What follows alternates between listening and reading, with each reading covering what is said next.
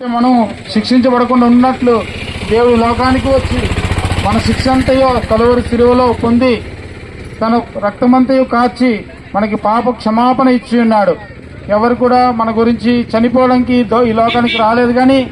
యేసుక్రీస్తు ప్రభు ఒక్కడే ఈ లోకానికి వచ్చి మన కొరకు, మానవులు అందరి కొరకు తన అమూల్యమైన రక్తము, తన స్వరక్తము ఇచ్చి మనల్ని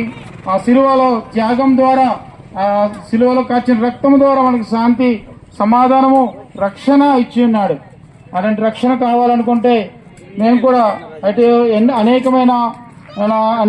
పాపంలోనే, అనేకమైన తప్పిదముల్లో ఉన్నప్పుడు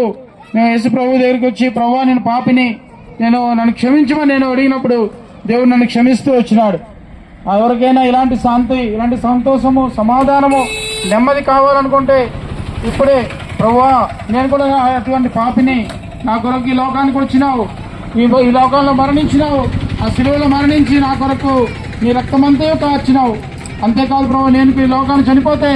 పరలోకంలో ఉండాలని, ఆ నిత్య రాజ్యంలో నేను కూడా చేరాలని నువ్వు ఇష్టపడి నీ ప్రాణము నా కొరకు అర్పించి ఆ శిలువలో